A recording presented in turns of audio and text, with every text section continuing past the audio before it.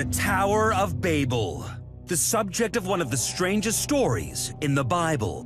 But could it be based on truth? I thought as a kid this was folklore or legend, and that a lot of people still think of it in biblical terms as some kind of legend, but they don't really know that it actually existed.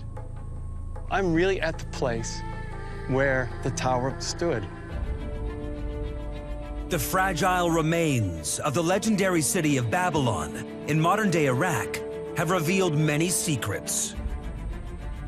The greatest of all was the discovery of a vast structure that ancient records suggest was the Tower of Babel. Ancient texts have allowed experts to imagine what the building might have looked like. But now, astounding new evidence has emerged. Inscribed on the surface of a privately owned tablet is an image that sensationally reveals exactly what the Tower of Babel looked like. This is a very strong piece of evidence that the Tower of Babel story in the Bible was inspired by this real building.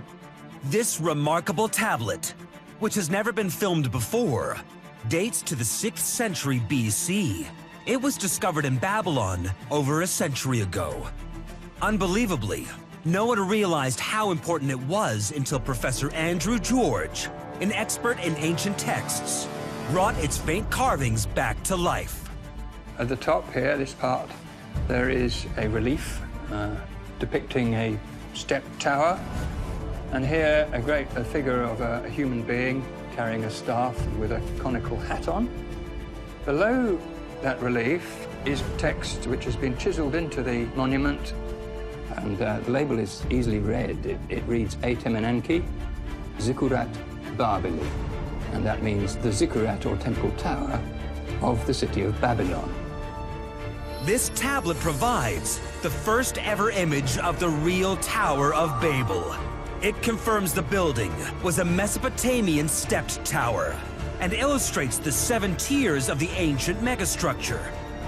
Significantly, it also clearly identifies the man behind it, Mesopotamia's most famous ruler, King Nebuchadnezzar II.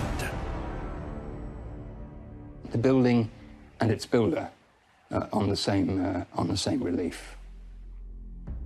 But while the images are extraordinary, the tablet's ancient text also reveals a detailed account of the tower's construction, and more importantly, how Nebuchadnezzar went about building it.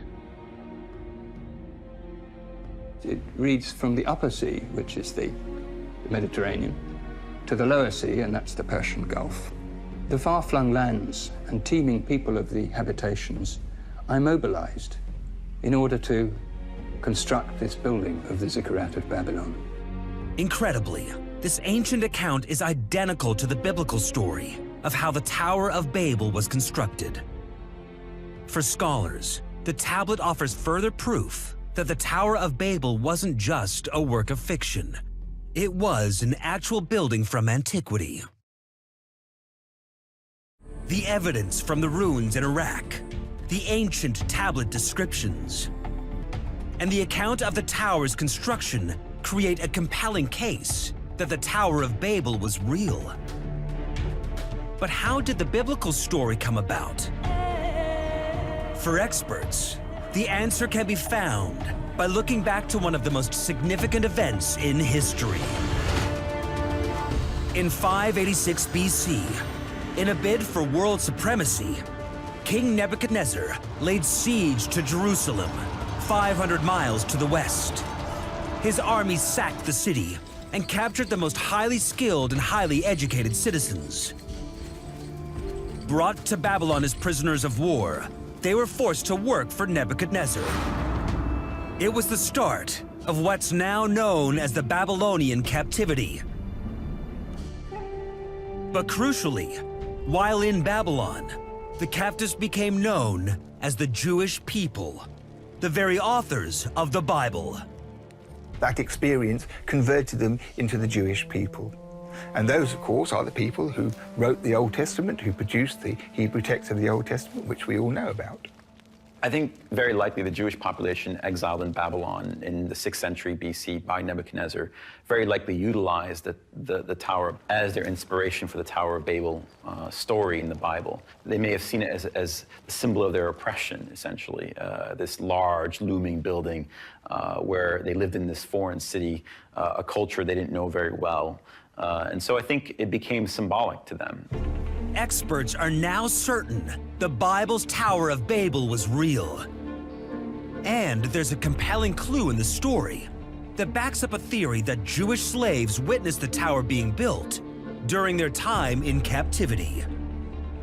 This is an original brick from Babylon. It carries traces of an unusual construction material from the time: bitumen, an ancient tar mortar that's specifically mentioned in the biblical tale. Tucked in the corner of this case is something very interesting for people who are interested in the Tower of Babel, because this is one of the actual bricks which Nebuchadnezzar commissioned. We know it's Nebuchadnezzar because there's a stamped inscription on the front. Down the edge you can see this murky black stuff. This is bitumen. In the book of Genesis, it literally says that they use brick for stone and bitumen for mortar. It's expressly said there. What we have here is one brick and its bitumen, which fits exactly into that special context. There can be no doubt that the stimulus for the story and the narrative must have taken shape during the Babylonian exile. All the evidence says the Tower of Babel was a real building. But why does the Bible say it was never finished? Could it have been destroyed? Just as the Bible says.